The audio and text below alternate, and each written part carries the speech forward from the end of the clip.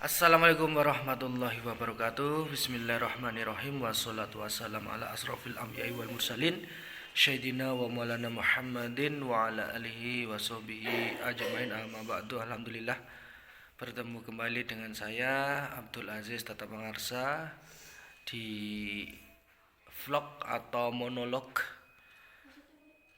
dari saya.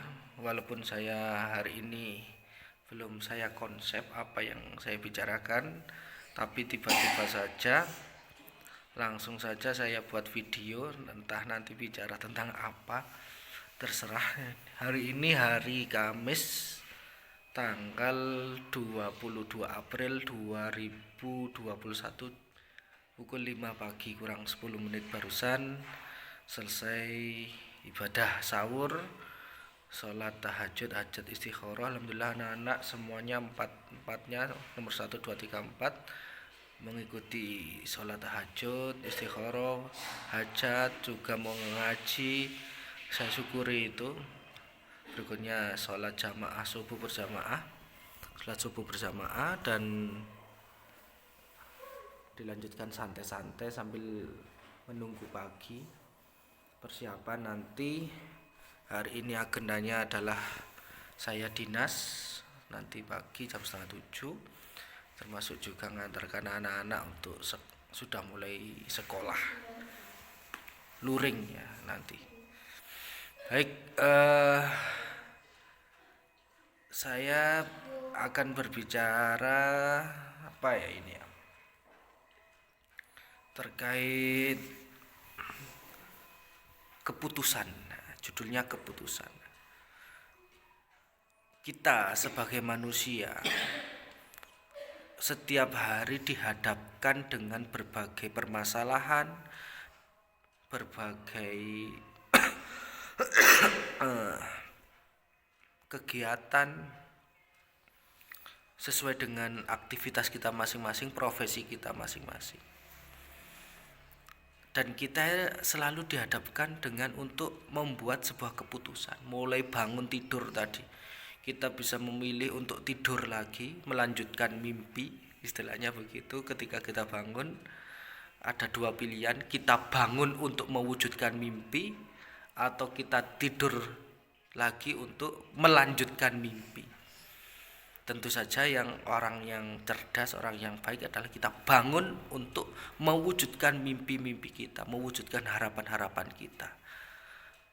Kita bangun, tidak lanjut tidur lagi, terus bermimpi lagi, berhayal-hayal yang yang tidak jelas ya. Karena awal mula kita melakukan sesuatu itu adalah karena kita punya mimpi, punya angan-angan. Kalau kita tidak berani memutuskan sebuah keputusan untuk nekat dalam tanda kutip melanjutkan mimpi kita, mewujudkan mimpi kita dengan aksi nyata, dengan kerja keras diiringi doa, tentu kita nggak akan bisa mewujudkan mimpi-mimpi dan harapan kita. Kita harus nekat, harus berani berjuang, tidak malu-malu, tidak ragu-ragu, tidak takut-takut, ya bismillah, gagal tidak apa-apa. Ini saya mau sharing saja, bukan berarti untuk menyombongkan diri, bukan berarti untuk apa, ini hanya untuk mengisi konten YouTube saya melakukan monolog. Paling tidak saya membuat keputusan besar itu, paling tidak 4 keputusan besar saya merasa dalam kehidupan saya. Yang pertama, saya ketika selesai SMA lulus itu melanjutkan kuliah di jurusan D2. Itu sebuah keputusan yang menurut saya merubah jalan hidup saya. Andaikan saya tidak kuliah D2, saya tidak mungkin bisa sampai seperti saat ini, menjadi guru, menjadi pegawai negeri. Karena dengan bekal ijazah D2 itu saya bisa menjadi pegawai negeri, menjadi guru. Pekerjaan saya menjadi guru, profesi saya. Yang sebelumnya saya sudah merencanakan profesi saya itu sebagai pedagang, melanjutkan jualan di pasar ibu saya. Itu juga tidak jelek sebenarnya profesi itu. Itu malah menguntungkan, uangnya sangat lumayan. Dalam 1 tahun saya pernah ketika saya menjadi pedagang, menjadi manajernya sekaligus, saya berhasil nge-save menyimpan uang sekitar 60 juta. Alhamdulillah dari uang 60 juta itu tahun 2004, 2005 saya bisa membangun rumah. Itu keputusan yang terbesar yang kedua. Saya 2004 itu sekitar bulan Oktober membangun rumah. Kenapa kok rumah? Karena saya merasa harus ada tempat domisili yang benar-benar domisili, karena selama saya perjalanan hidup mulai usia 1 sampai usia 18-19 tahun itu hidupnya tidak menetap ya. Ikut nenek, ikut di sini, di sana, kontrak, sampai ada sempat kontrak. Akhirnya bangun rumah. Itu keputusan terbesar yang kedua. Walaupun itu sulit waktu itu, nekat saja, bismillah, alhamdulillah rumahnya jadi. Keputusan terbesar yang ketiga yaitu saya menikah di tahun 2005. Dengan menikah alhamdulillah bisa berkeluarga, bisa memiliki keturunan, anak-anak yang alhamdulillah, anak saya 5, alhamdulillah sehat-sehat semua, cantik-cantik, ganteng-ganteng, sehat, suka mengaji. Itu saya sangat syukuri sekali. Kan notabene saya ini anak tunggal ya, anak satu-satunya dari keluarga yang broken home. Ya cenderung secara psikologi itu agak kesepian, memutuskan sesuatu sendiri. Nah ketika sekarang itu sudah berkeluarga, sudah punya anak-anak, alhamdulillah psikologi saya yang agak sedikit terganggu, yang merasa kesepian itu tidak lagi, karena rame di rumah, anak-anak menemani saya, alhamdulillah sehat-sehat, itu saya syukuri. Keputusan yang terbesar yang keempat yaitu saya kuliah S2 dan S3. Tidak semua orang berani memutuskan nekat untuk melanjutkan kuliah dengan berbagai kendala. Entah kendala itu malas berpikir, kendala biaya, kendala transportasi, jarak yang jauh dari tempat kuliah dengan domisili dan sebagainya. Banyak kendala-kendala. Seseorang itu hanya ingin kuliah, ingin melanjutkan pendidikannya S2, S3, tapi hanya ingin, tidak nekat, tidak bismillah. Kalau hanya ingin ya nggak akan bisa. Ataupun ingin, akhirnya nekat daftar, tapi tidak disertai dengan niat yang benar, yang motivasi yang kuat, ya gagal akhirnya DO.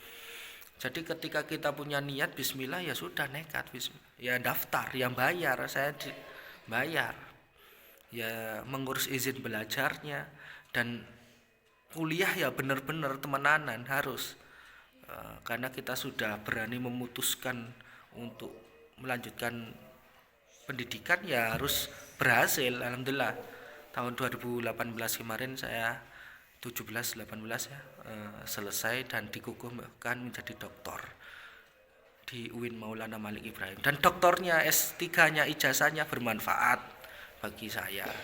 Di kepegawaian, di pegawai negeri bisa untuk ngurus pangkat dan sudah masuk di SK.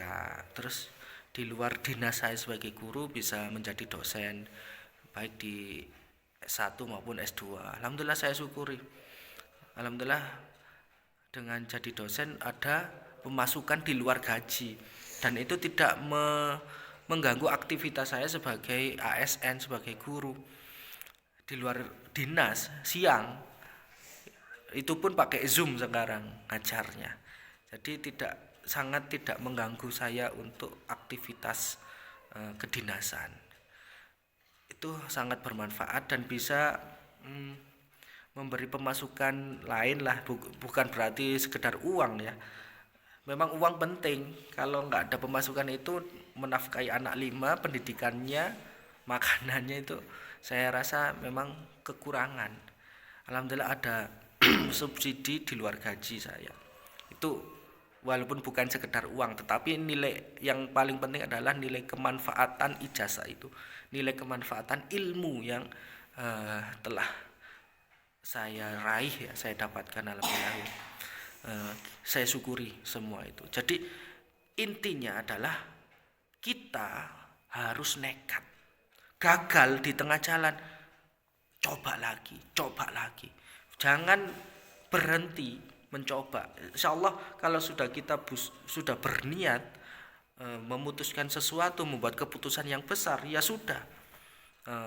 Berumah tangga misalnya, ya pasti ada masalah. Membangun rumah pasti ada masalah, masalah tukang, masalah uang, masalah desain, masalah beli material dan sebagainya. Permasalahan itu untuk mendewasakan kita, untuk melatih kita berpikir kreatif bagaimana menyelesaikan permasalahan-permasalahan itu. Gitu. Jadi jangan diri kita ini, saya menasihati diri saya pribadi, kalau bisa dimanfaatkan untuk panjenengan yang menonton ya alhamdulillah. Jangan di diri kita itu takut gagal, akhirnya takut mencoba ya. Kita takut mencoba, akhirnya ya kita gagal, pasti gagal karena kita nggak pernah mencoba.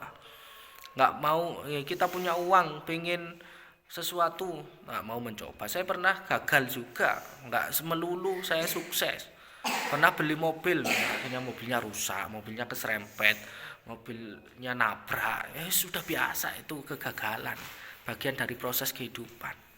Pernah apalagi banyaklah kegagalan termasuk di proses perkuliahan itu pun jatuh bangun, gagal berhasil sampai pada akhirnya berhasil juga. Menikah pun begitu, ada berbagai permasalahan yang terjadi antara saya dengan istri, saya dengan orang tua, saya dengan anak-anak, itu udah biasa. Kehidupan itu memang begitu. Jadi kita nggak perlu takut akan masalah yang kemungkinan terjadi. Itu sebenarnya hanya di angan-angan kita, di pikiran kita kok. Antara permasalahan yang terjadi di realita, di fakta lapangan dengan apa yang kita pikirkan, itu sebenarnya nggak match atau nggak sama. Biasanya kita itu terlalu berpikir masalah yang besar, tapi faktanya itu masalah itu tidak terlalu besar kok sebenarnya. Insya Allah begitu. Insya Allah kita berpikir permasalahannya 1000, fakta aslinya permasalahan itu cuma 100. Insya Allah kita sebagai manusia bisa menyelesaikannya, asalkan kita mau berusaha, bekerja keras, disertai doa dan niat yang benar, niat yang tulus, ikhlas, benar-benar ingin merubah diri kita menjadi lebih baik, insya Allah. Itu saja monolog pagi ini, semoga bermanfaat. Mohon maaf atas segala kekhilafan. Wallahul muwaffiq ila aqwamit thoriq. Wassalamualaikum warahmatullahi wabarakatuh.